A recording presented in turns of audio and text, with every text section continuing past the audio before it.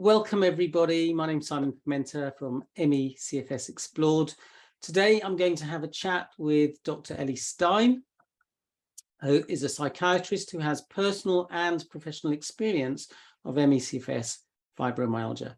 And she has a wealth of knowledge on the topic of pain science and neuroplasticity. So reason why I'm having this chat is I found out about Ellie through a client of mine who recommended her, and I decided to buy her course, Healing Through Neuroplasticity for Chronic Pain, which I'm working through at the moment. I'm finding it very interesting. I know about neuroplasticity, I'm trained in it, but it's really always interesting to get the perspective of someone who has trained as a doctor, and I'll get Ellie to introduce herself in a sec. So we'll talk about how pain can be helped with a neuroplastic approach. We'll talk about brain training, hypnosis, the importance of lifestyle management, and more. But without further ado, hello Ellie, let's get you to introduce yourself. Great. Thank you so much, Simon, for this opportunity. I am a psychiatrist. I live in Calgary, Canada.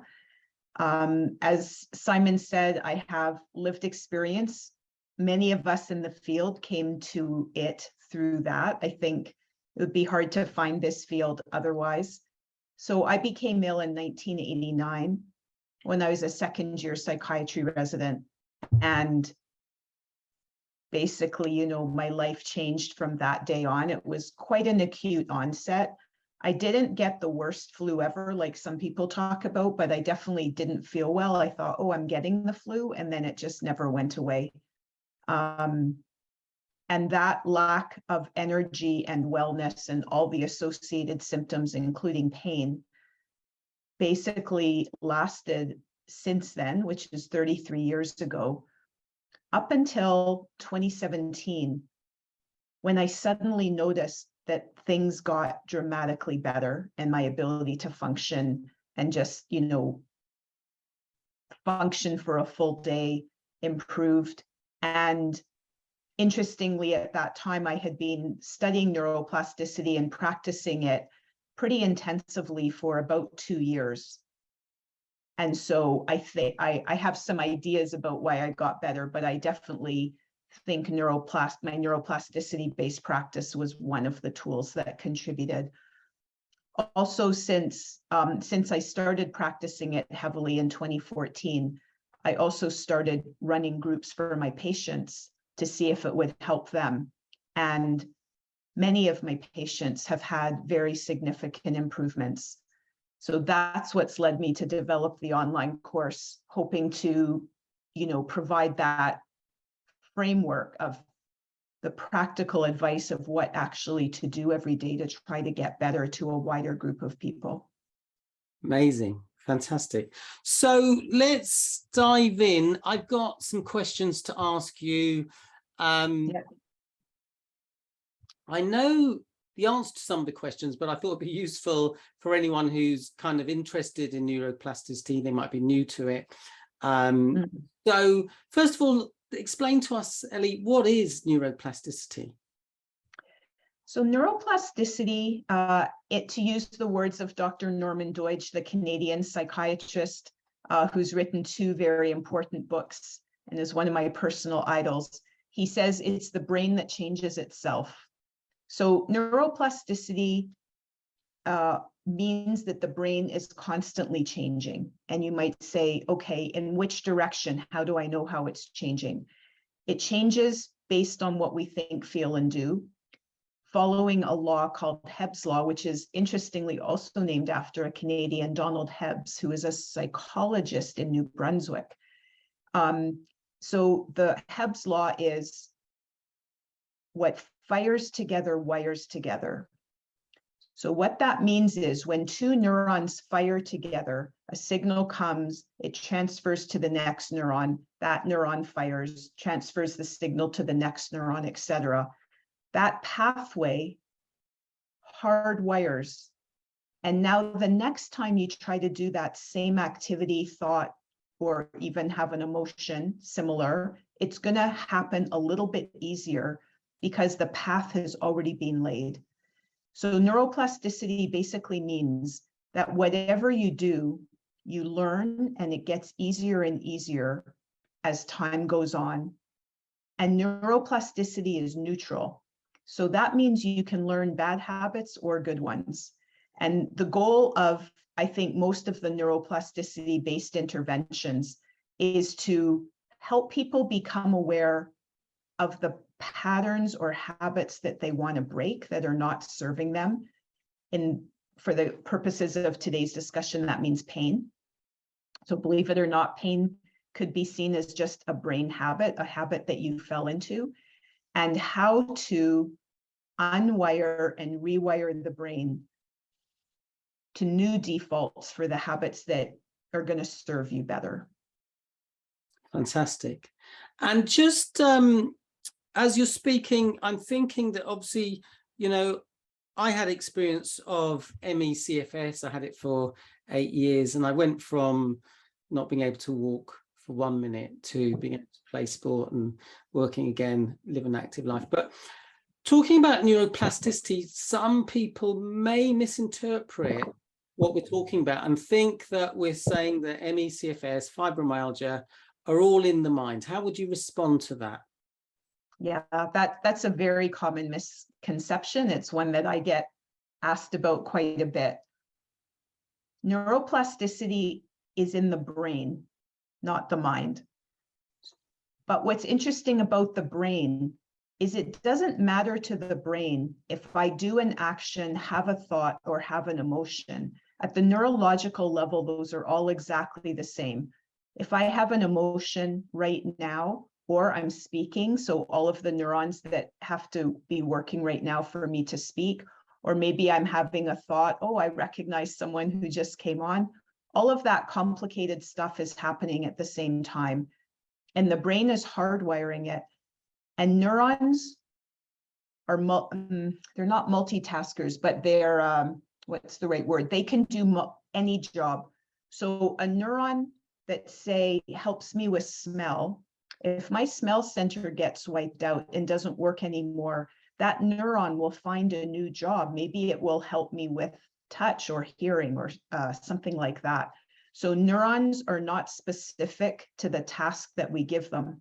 That means that at the neuronal level, the things we do, the things we think, and the things we feel all get hardwired in exactly the same way.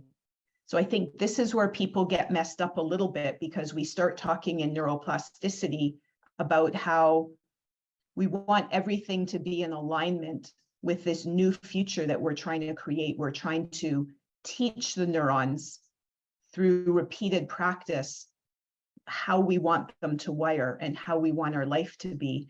And people may confuse this with thinking that it's neurological, but it's very biological.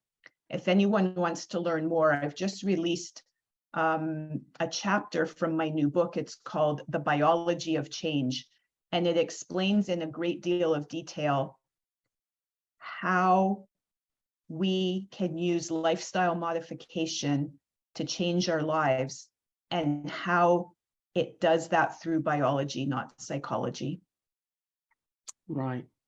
Okay, so thanks for explaining that. And how does neuroplasticity relate to influencing and reducing pain? Can you say a bit more about that? Yeah, absolutely. So it turns out, and it's a bit hard, like when I first read this, I thought, how can this be? So we think that I hurt my knee, or say I have arthritis in my knee, that pain signals are coming from the knee to the brain, and the knee is causing the pain. But this is actually not how the body works. What happens is the signals come from the knee, that maybe there's inflammation, and they're called nociceptive signals, meaning signals that something's wrong. Those signals come to the brain. Pain only occurs if the brain senses that you're in danger.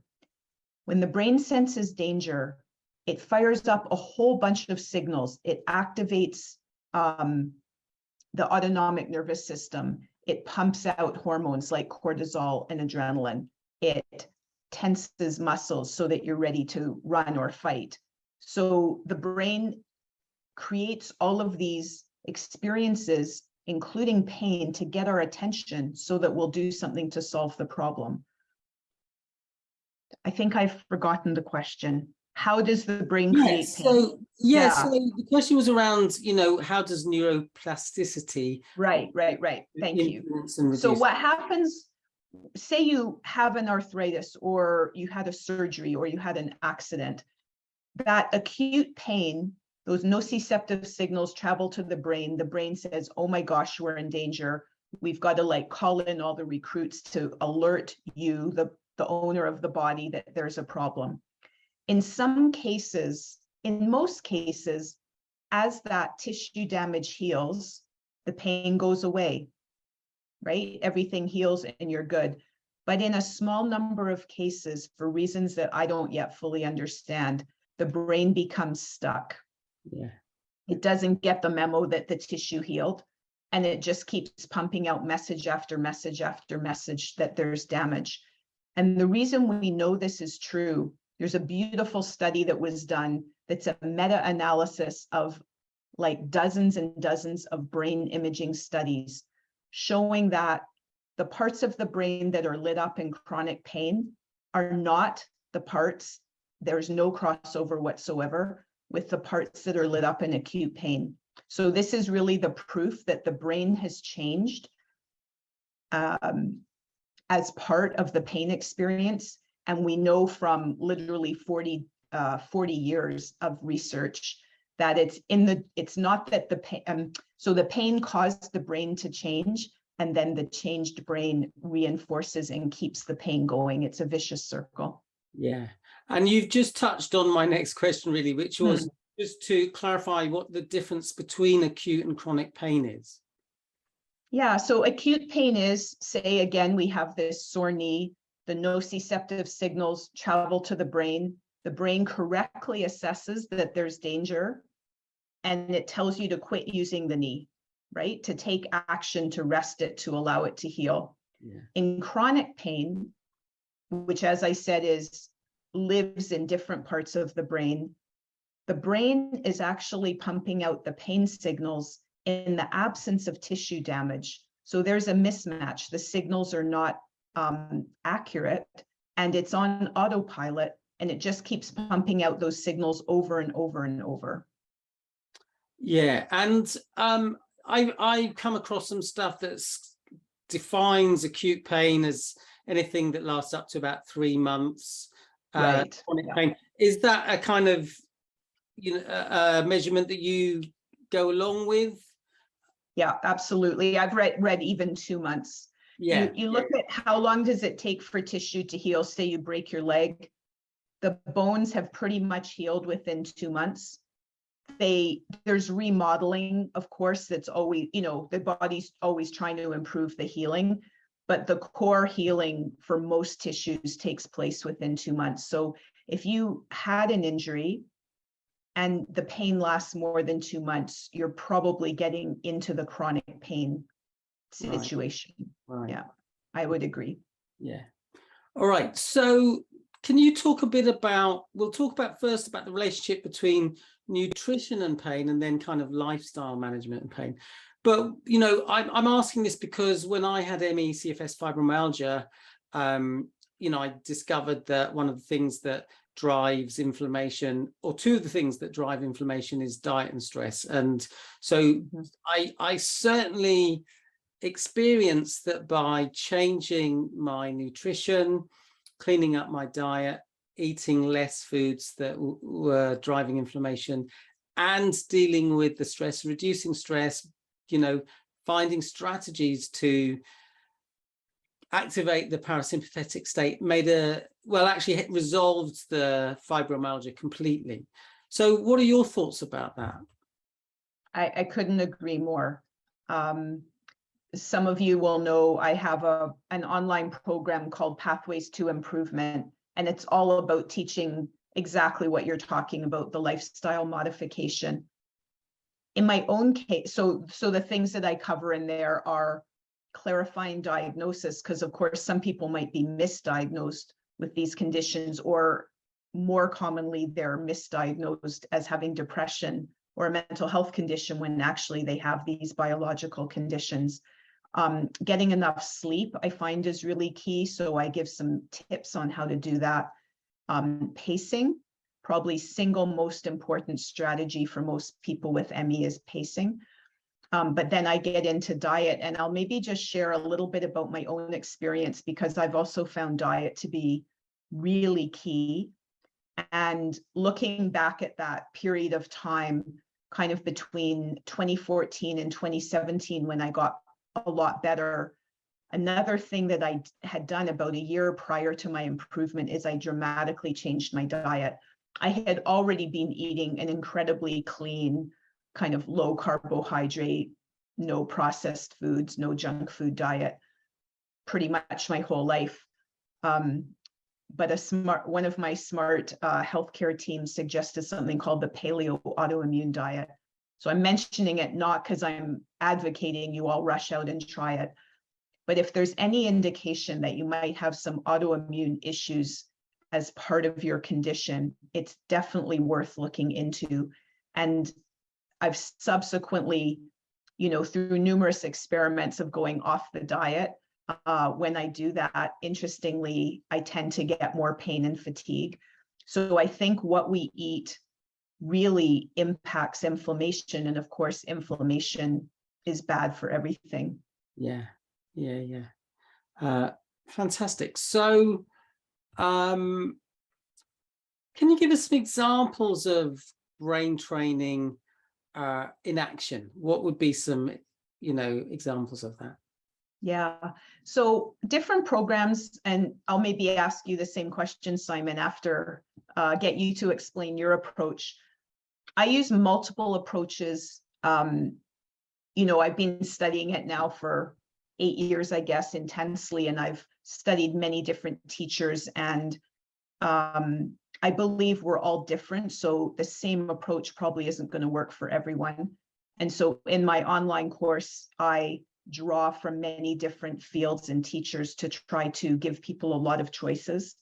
But the one for pain that I think I've had my patients have had a lot of success with, I call it active redirection. So what this means is each time you become aware of pain, you have awareness, so you're paying attention, your prefrontal cortex is engaged, and you remember that pain is caused by the brain, not by the body, and that if you change your thoughts, feelings, or behaviors, you're going to rewire your brain. In the moment of pain, active redirection means changing the focus of your attention from the pain, which of course generally gets your full attention. And although it gets your full attention, it's understandable that it does that. Unfortunately, that just strengthens the pain pathways because of neuroplasticity.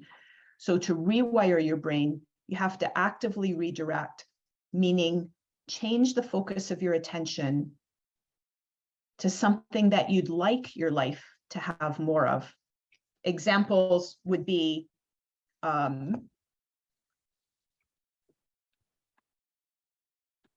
a bit of a list here. I'm just flipping towards it.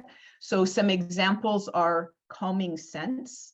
For example, we know that peppermint, the smell of peppermint decreases the production of substance P. So again, these are very biological. Visualizing. And what is substance P? Oh, sorry. Substance P is the main neurotransmitter that causes pain, right, or is associated with pain. Yeah. So it's interesting that substance P is in our central nervous system. We can't control it directly, but it turns out that smelling peppermint calms it down. A lot of people suggest visualizing. So one of the people I have taken my ideas from, Michael Moskowitz, he wrote a book called Neuroplastic Transformation, and he has a picture in there of what he calls the brain on pain, with the 9 pain processing centers lit up like little fires.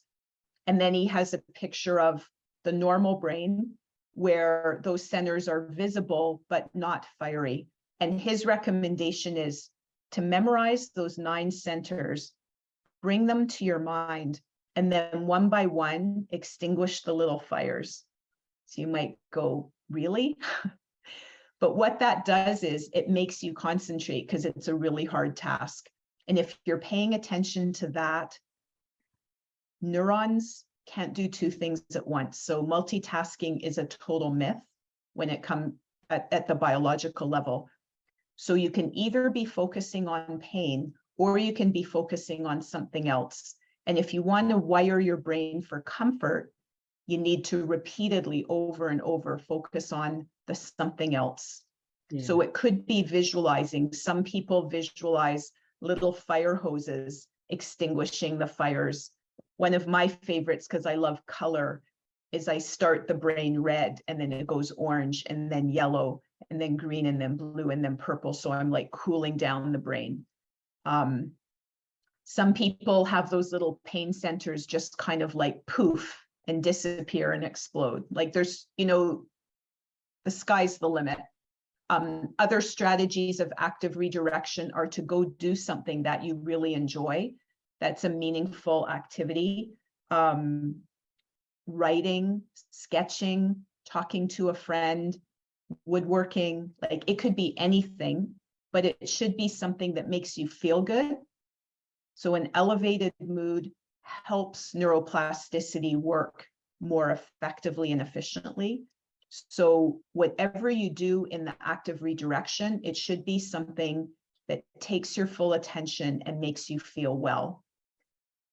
For the times when people are in a severe crash and they just like, I can't think, I can't do anything, it's the middle of the night, I can't phone anybody, I don't want to go outside for a walk, you have to have a few strategies that will redirect, but that are very, very easy. So examples are soft touch. Some people carry a smooth object or a fuzzy, warm, comforting object with them. I think that's why babies like blankies and stuffed animals. Yeah.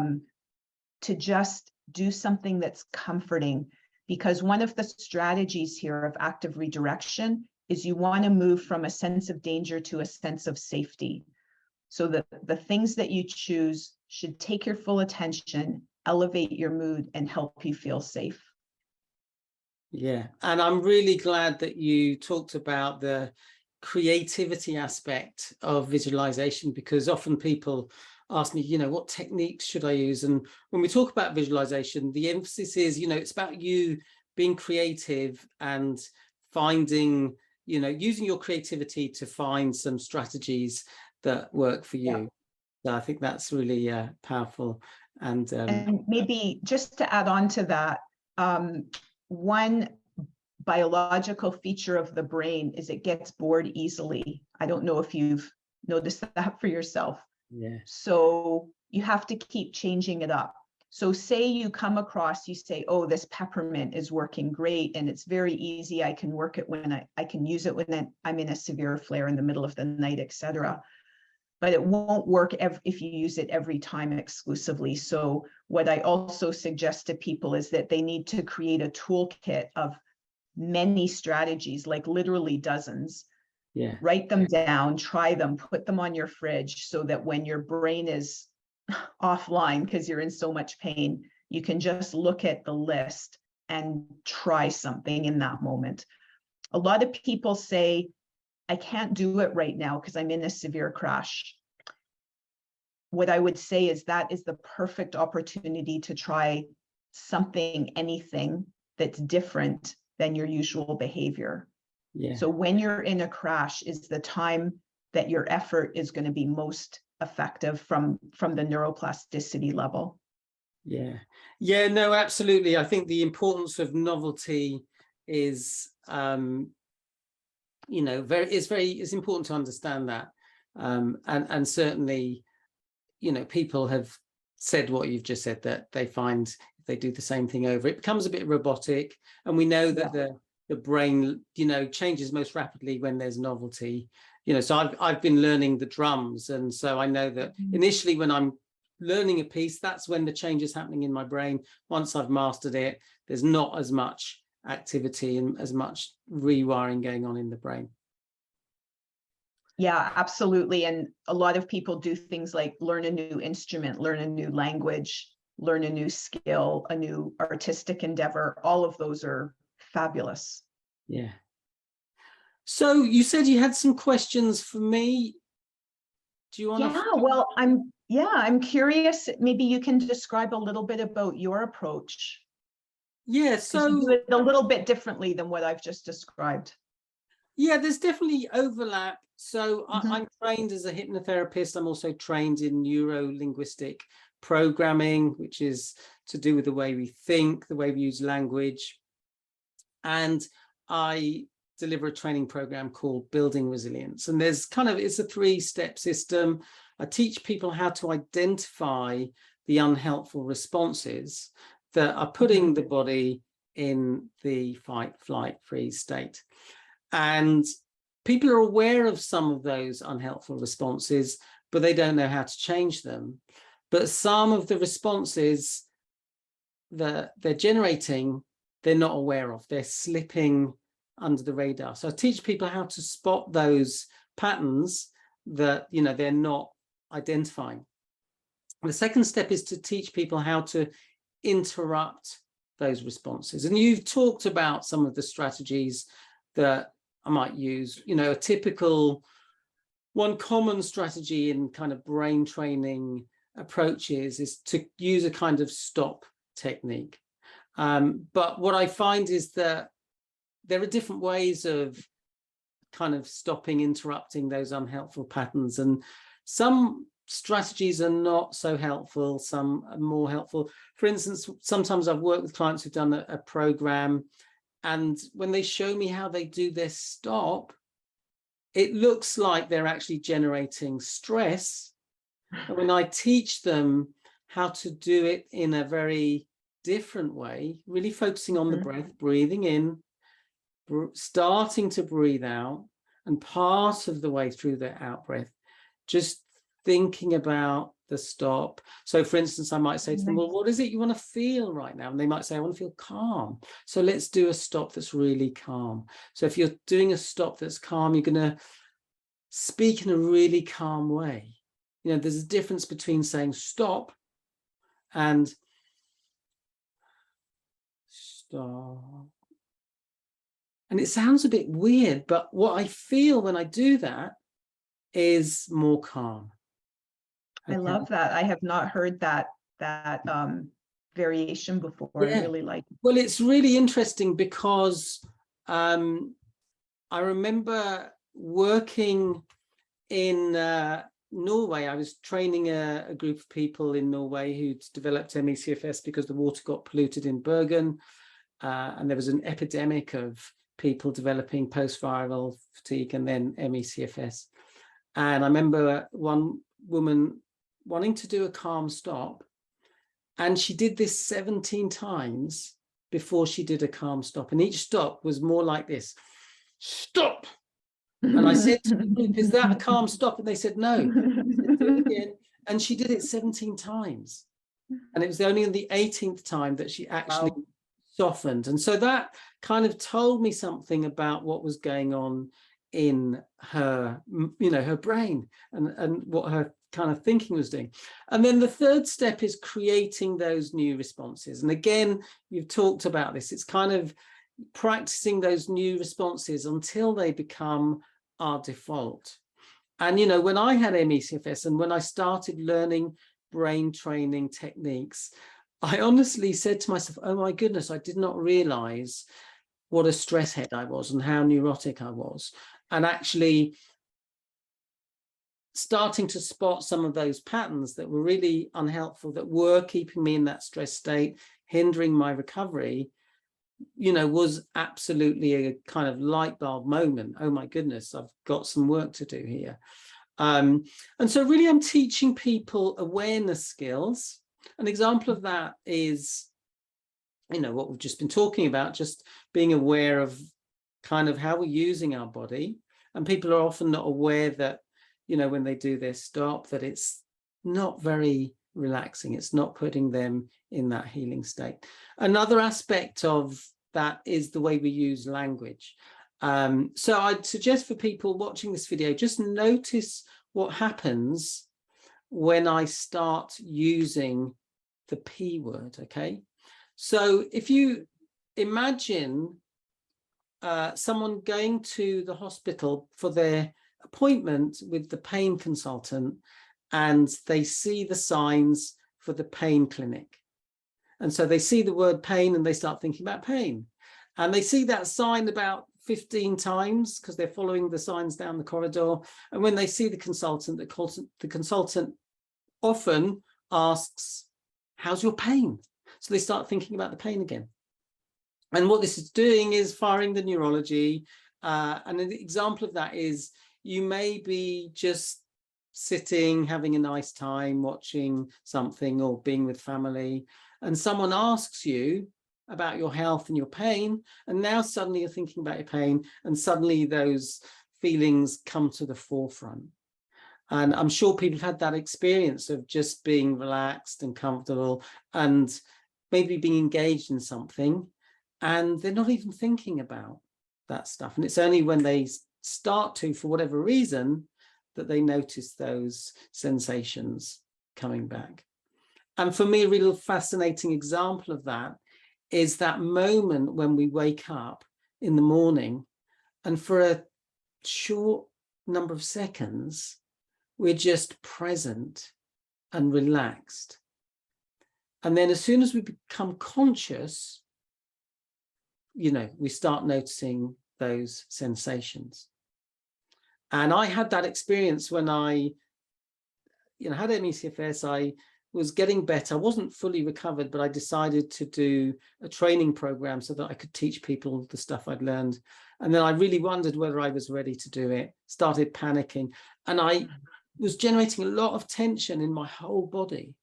And one night I woke up just before the course was starting, and I was completely relaxed. But as soon as I remembered, oh yeah, I'm stressing about whether I can do this course and should be spending all this money and have the energy. And in a nanosecond, I flipped the switch from relaxed to stressed and my body being in tension. And the second night, the same thing happened, woke up completely relaxed. And it's almost as if I caught myself about to flick the switch. And I said, no, I'm not going to do that. And I managed to just stay relaxed. And, literally the night before, I brought back all those ME/CFS symptoms in a nanosecond. Okay, and that was a real awakening for me to realize that there was something going on in my mind that was having an effect, or going on in my brain. And so consider if we start changing the language. I encourage clients to think about using the word sensation rather than pain or symptom. And I say to them, what difference do you notice when you use that word? Maybe if you're watching this video, comment below. But people often say, oh, actually, it feels less emotive. It feels more neutral to use the word sensation. And my boss, who kind of taught me this stuff, when he was having conversations with pain consultants, he encouraged them to change the language. So instead of talking about, how's your pain, asking, how comfortable are you right now? On a scale of 0 to 10, with 10 being extremely comfortable. And of course, sometimes people might say, oh, at the moment, I'm a 3 out of 10 for comfort. And then you might say, well, let's explore how we can help you experience more comfort, more relaxation. Okay, so that's just one aspect. So I'm teaching people those awareness skills, teaching people processing skills. I might just share my iPad to just explain what I mean by that. Because, just let me know, can you see my iPad?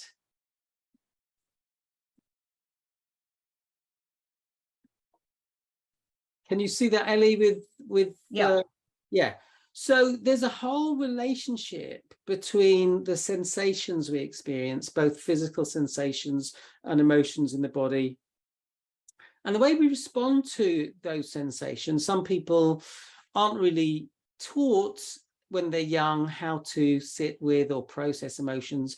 And one of our strategies for moving away from the discomfort of having an upsetting emotion is to go to our mind, create a belief that gives us some relief, but it also creates tension in the body. So if, for instance, a child is being told off by a parent for breaking a vase accidentally, maybe the child creates the belief, I'm bad, I'm unlovable. That gives them some relief from the sensations in their body, because now they're in their mind, they're in their head. But obviously there's still some residual dis-ease in their body because they now have a belief that I'm unlovable. Okay, and so that drives certain feelings. They might feel anxious, they might develop behaviors like people pleasing, like overachieving, like perfectionist patterns, which goes back to what you're talking about, pacing. You know, people, when I'm working with them, we look at what are the things that are driving their patterns that stop them pacing, that push them into those kind of boom and bust patterns. And often, you know, there's patterns like overachieving, wanting to get things done, wanting to have order, etc., because they've developed those patterns at an early age. So it's really having an understanding of the relationship between sensations, thoughts, beliefs, feelings, and behaviors. And then, oh, I was just going to say, it's so interesting because I have yours is much cuter than mine, but I have a very similar diagram with those exact same 4 domains. Excellent. So we'll be to see yours. Colleen says hi, Colleen. Nice to have you with us. And just to let you know, if you're watching this video, Colleen also did a great interview with Ellie, so check that out. Maybe I'll put the link below this video when I put it on YouTube. And then the third thing is teaching people how to develop their thinking skills. So how to develop their mindset in a way that's going to support healing. I talk about the the pact. So the P stands for patience, pragmatism, A stands for acceptance, C stands for compassion, calm, and courage, and T stands for trust. So that's an acronym, not an anagram. And so I'm really teaching people how to cultivate those useful states, because again, that's going to help us support recovery if we're able to be more patient with ourselves, especially when we overdo it. If we're able to be pragmatic, seeing the bigger picture, okay, I've overdone it, but in the great scheme of things, it's okay. Cultivating acceptance, the more we're accepting of where we are, you know, the less we're resisting. And Byron Katie says, when we resist what is, we lose, but only 100% of the time. Okay, so the more that we can cultivate acceptance, the more, again, we're creating peace in our body, and that supports healing. I teach people reframing skills. An example just gave of, you know, okay, I've overdone it, but that's okay. I'm not perfect. I've got something to learn here, but that's okay. I have a growth mindset. I'm going to think about strategies for breaking that pattern and creating a new pattern that supports my healing. And then the other aspect of thinking skills is solution-focused action. Again, you talked about that. So, you know, really thinking, okay, I have this challenge here. Let's move from focusing on the problem to, okay, what are some solutions? What are some really small steps I could take right now? What's one step I could take right now? So that's kind of an overview of that. And I teach people hypnosis. Very briefly, if you're wondering what hypnosis is, it's really about quietening the conscious mind. And we've all experienced that. For instance, when you go to the cinema, for instance, and you're watching a film, you're narrowing your focus. You're, you know, just focused on the film. And you may have had this experience that when the film ends, you suddenly realize, oh, I'm in this. And, you know, I've forgotten. I'm so immersed in the experience that I forgot where I was. So it is hypnotherapy is a safe approach. It's just teaching people that they can quieten their conscious mind. So they're accessing their unconscious mind. And by doing this, people are more able to find resourceful solutions to problems, and are more open to seeing things from a different perspective. Because people see stage hypnosis, which is a form of entertainment where people are carefully selected according to how suggestible they are. You know, people are a little bit, when I tell them I'm a hypnotherapist, they say, oh, are you going to hypnotize me? And I say, no, because you haven't paid me. And it wouldn't be ethical to do it unless, you know, I had your permission. So the client always is in charge. And it's in the same way that you don't remember everything that happens when you go to see a film. You know, you don't remember everything, but you know, the idea is that you discover ways of accessing more resourceful states so that you can approach your challenges in a more useful way. So I teach self-hypnosis. So teach people how to shift their state from unhelpful states to more helpful states.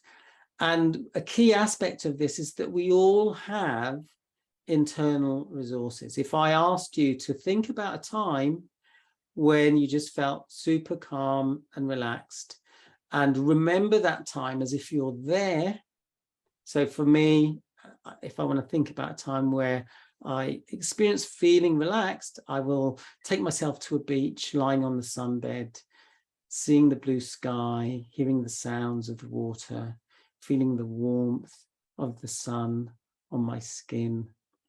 And I remember talking, I was in, again, this is when I was in Norway, I was walking a group of people through this exercise. And there was one woman there who was observing the training. She'd come with a friend for moral support. And she told me that she had insomnia. And I walked them through that exercise that I've just done, focusing on the things that you see, focusing on the sounds that you hear, feeling the physical sensations, the contact between my body and the towel. And it took about 3 minutes and she fell asleep. And she came around, she said, oh, I fell asleep. And I said, I know, you know, it was, and she was amazed. And actually it was really fascinating because also she was a heavy smoker, as many some nurses are. And she emailed me a year later saying, even though I just observed the training, I took on board what you taught. I used it on myself. I also didn't tell you, but I had a phobia of flying, and I used the tools. I quit my job and I went traveling. She went to Africa, you know, went all over the world. And so that was amazing. So we all have these internal resources already. It's just that we don't actually tap into them. And knowing how to do that and knowing how to shift your state is powerful because it gets you in that parasympathetic healing state. So that's a kind of brief overview. So we've got some questions coming in. So should we have a look at those questions? Sure. So Pauline says, how can I use this to help with fatigue? That's such a great question. It's one of the most common ones I get because all of the science is on pain. So the science that the brain causes chronic pain is just super strong, and, you know, hundreds and hundreds of studies, but nobody's really looked at it in terms of fatigue. I think healing fatigue through neuroplasticity is a little bit trickier. There are programs out there where fatigue is one of the main target symptoms. In my experience, it is definitely possible to heal fatigue through neuroplasticity-based strategies in exactly the same way that Simon and I have talked about today. When you notice fatigue, you shift the focus of your attention away from the fatigue to something that elevates your mood and helps you feel productive, meaningful, connected, happy. So positive emotions. And you just over and over build those new pathways. Now, for someone who's fatigued, it's a little bit trickier because you may not have the energy to go do something really active. So for someone with fatigue, the redirection may be more towards using the imagination. So there's science that shows that when we imagine ourselves doing, thinking, or feeling something, we activate about 80% of the neurons that we activate when we do it for real. So I consider imagination like a trial run. It's a way of practicing and building capacity.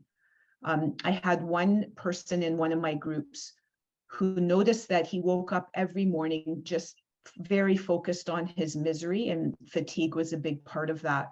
And he did what I just said. Every time he noticed that he was focusing on his misery, he actively, on purpose, changed the focus of attention to something, anything. How great the shower is feeling. He had 3 small kids, so you know how cute one of his kids was, or getting breakfast for one of his kids. And literally within, like, it was pretty quick, I would say within a month, he came back reporting significantly improved energy. Someone asked what would be a positive. I would agree with Diane. Someone asked what's a positive word for fatigue. Energy, vitality, wellness, feeling good. Yeah.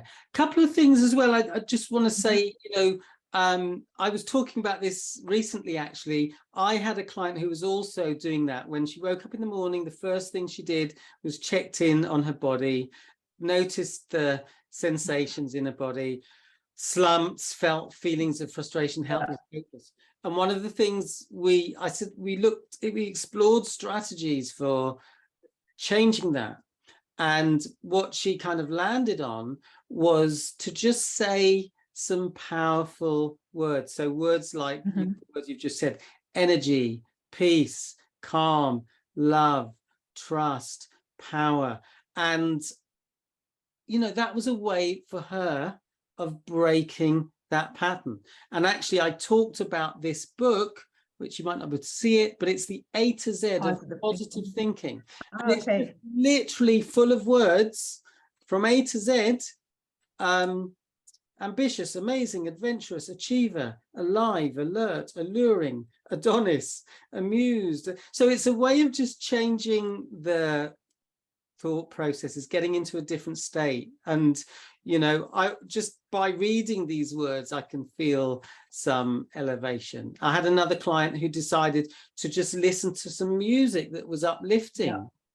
Another client who was able would stand in front of the mirror and do a little dance and say, you can do it, you can do it. And it's just a way of getting into a more playful state. And just in relation to that question, I don't know if you've read Professor Robert Sapolsky's book called Why Zebras Don't Get Ulcers. Yeah, but he talks about, in terms of fatigue, a couple of things. One is, that when we're in that stress state, the body stops producing and storing energy. So we are going to run out of energy if we are in that stress state. And therefore, my interpretation of that, the more we can get into that parasympathetic state, the body can start store energy. We know that the body starts to heal. And so that's kind of my thinking around that topic. And Charlene says, can neuroplastic pain cause inflammation? So I'm going to come to that in 1 minute. I just want to add, Simon, to what you said about the words. So I created a game, I call it the alphabet game. And you go through the alphabet and you come up with a word, a positive word for every letter. And it's best played with others, because then, of course, you run out of some letters quite quickly. But what I've learned, and you can tell me from an NLP perspective, because I haven't studied NLP, is if I use the noun rather than the adjective, it's more powerful. So for example, if I say, I am healthy, I am happy, I am abundant, those are adjectives. But if I say, I am health, I am happiness, I am abundance, I am vitality. Like for me, even just saying those 4 words, like I'm feeling amazing. There's something about the noun that for me is strong. Well, it sounds like it's embodied when you say it as a noun. So that's a really interesting distinction. I don't know if anyone's kind of talked about that, but I think that's a really interesting distinction that you've made. So again, people, you know, if you try that out and see what your experience. Let me know. Yeah. So Charlene's question, yes.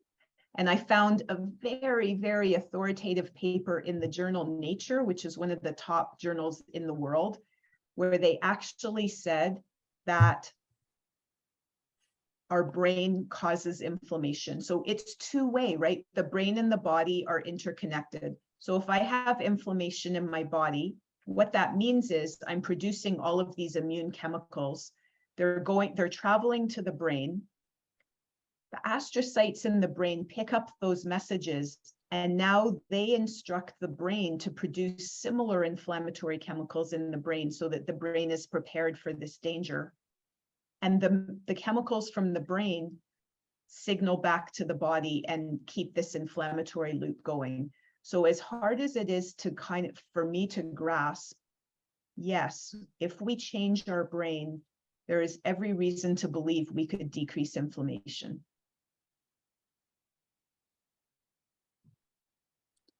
Thank you for that. And Diane asks, I have a hard time calming my mind. Is it just maybe I'll see if you want to take that one. Yeah, sure. So Diane, what I'd be really interested let's just go back to my iPad for a sec. Let's see if I can find it. There we are. You know, I'd be really interested to kind of find out what's going on in your mind, what the thoughts are, what the beliefs are, okay? And what the sensations are that maybe you're having a hard time sitting with, okay? So that's what I'd be interested to find out more. If you were to guess what's going on in your mind, sometimes people aren't sure, what would your guess be? Feel free to pop a response in the chat. But, you know, there is an exercise I get people to do where they kind of tune in to their body and actually notice the sensation in the body. And would you say, Simon, something like yoga nidra might fit into that? Yeah, I mean, that's very a body-focused meditation. Yeah, in terms of strategies, you know, there's a myriad of things you could do. There's a little exercise called the timeout relaxation that I created because I was finding that my mind, if I woke up at night, my mind was very active. And if I felt if I was finding it very difficult to just still myself, this is a simple technique where you're giving your mind a little task to do. And if anyone wants that, I'm happy to share that. And there's a lovely video where this Buddhist monk says, you know, we have this monkey mind. And if you give it a little task, the monkey mind says, oh, I can do that. And this, you know, timeout exercises is you literally focus on one of your hands, you focus on the little finger. As you breathe in, you say a word to yourself. It could be peace, calm, love, trust. As you breathe out, you say a different word. You go to the next finger, you do the same thing. The next finger, the thumb, back to the little finger. If you catch yourself, your mind drifting, which is going to happen at some point, you just say, oh, look, I'm having a thought. I'll pop it on a cloud, let it float off, and then I'll go back to that exercise. That's one strategy. As Ellie says, you could do yoga nidra, a guided relaxation. You know, there's loads of guided relaxations on YouTube. One of the things is sometimes they use what I call dirty language. So they say, you know, let your tension and pain go away. And so again, the person's starting now to think about the tension and pain. So I have created some free guided relaxations where the language is clean. If people want that, I'm really happy to share their free resources. So, you know, as Ellie says, you know, create a list of strategies and experiment, see what works for you. Some people, you know, do massaging their ears. I saw a video, someone saying that she would cup her eyes and just focus on her breath. I do a little visualization where I focus on my breath and imagine it as a color coming into my lungs, breathing out. So again, going back to what Ellie was saying earlier, use your creativity, you know, come up with your own strategy. You know, imagine you're the inventor of brilliant relaxation techniques and see what strategy you come up with today. Give it a go. If, you know, try something else. If that doesn't work, keep at it. So that would be my response. Don't know if there's anything you want to add, Ellie. No, I love the creativity part, because I think so many people have the mistaken belief that they need to be told what to do, that there's maybe one path or one magic strategy. But I've really found, and it sounds like you have as well, it's better if people try to find what works for them, and that may be something they've made up themselves. Yeah. And Colleen mentions the havening technique, which is kind of when you're stroking your arms, and obviously you're doing stuff with your eyes, so check that out. I think Paul McKenna has made a video on that that's very interesting. So Nancy says, how do we access the mentioned free resources? Well, if you're on my mailing list, I'll send it out with this video. Otherwise, I'll send a link to Ellie if you found out about this talk from her. Okay. And so you can access those things. And to just, unless anyone's got any final questions, pop them in the chat. But just going back to your program, Ellie, Healing Through Neuroplasticity, it's a self-study program, and it's for chronic pain. I say I'm going through it. I've not quite finished it. I will review it when I'm done. And, you know, I'm thinking, you know, I will pop that on my website. So check that out. But where can people find you, find out more about what you offer, because you have a lot of offerings? Yeah, thanks for that opportunity. So my website, I don't know, maybe Simon, you can put it in the chat. It's www.eleanorsteinmd.ca. Yeah. And on my landing page, or the home page, the first thing you'll see is actually the link to get more information about the Pathways to Improvement course. So that's all about lifestyle modification. And the reason I got that one up first is because I feel like when I've noticed when people can stabilize their health, you know, they're eating well, they're sleeping well, they're managing their stress, they're maybe avoiding toxins, they're pacing, all of those things, then they're going to be better able to use a neuroplasticity program effectively. My Healing Through Neuroplasticity course is not actually currently open. So Simon got into the pilot. I've got about 40 people in the pilot who are giving me awesome feedback on all the glitches that we need to fix. And general release of that course is probably going to be maybe early to mid-December. So it takes us about 2 months to make all of the changes. But if you go onto my webpage, there is a place you can click to join the waitlist, and then you'll be notified as soon as, you'll be like the first to be notified when it's available to join. Okay, I can share a link for that as well. Okay.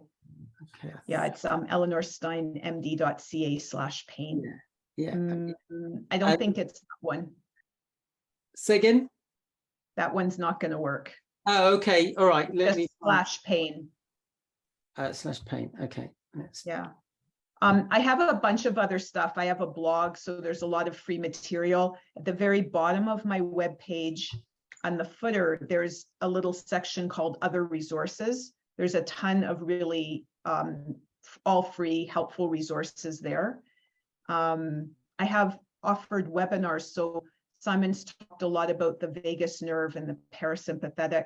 I had a really great webinar in September by Dr. Nawaz Habib, who's studied and written a book on how to activate the vagus nerve. So that's available. To look for some of those things, you would go to the store tab, and it has a list of my book, my manual, all the webinars and everything that's currently available, but the healing course isn't in that tab yet because it's not open. Right, okay. Just going back to Diane, she's commented, she says it's like a bag of pop rocks, a bit of everything popping off. So a lot of shoulds. All right, so that's something to work on, Diane. Okay. I can't remember, I think it might have been Robert Holden who said, I'm sure other people have said, we've got to stop shoulding on ourselves. Okay. I'll just maybe share a personal experience because I've been trying to meditate for 30 years pretty unsuccessfully. And it's not that my mind's so busy, I just have trouble staying focused on whatever the script is.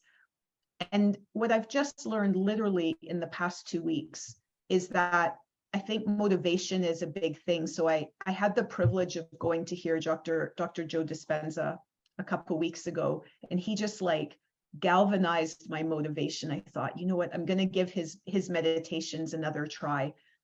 And now because I'm motivated, I'm somehow doing better this week.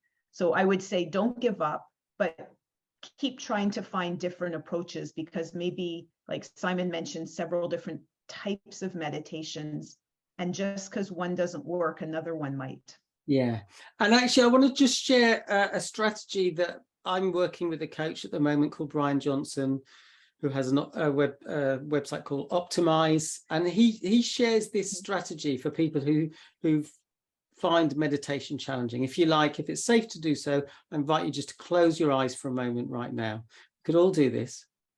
What I'd like you to do is just take a breath in, breathe in through your nose as long as that's comfortable, breathe into your belly, and breathe out through your nose. You've just meditated. Okay, you are now a meditator. All right, so you can meditate just for a minute.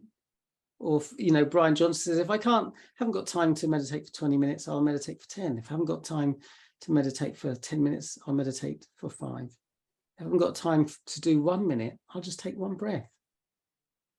Okay, so start small. So Colleen says that she recommends my Relax Deeply meditation. Thank you, Colleen. She's often mentioned. And she says Dr. Habib offers a free consultation. And she also says, thank you, Dr. Stein. Your pathways to improvement is excellent. I am doing the Healing Through Neuroplasticity course, which I have to say is really well structured.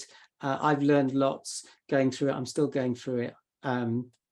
So, you do check that out when it becomes available. So thank you, Ellie. It's really interesting chatting to you. Thanks everybody for participating, for asking questions. That's made it more interesting. And the links in the chat, and if you're watching the video on YouTube or Facebook, I'll put the link to Ellie's website below.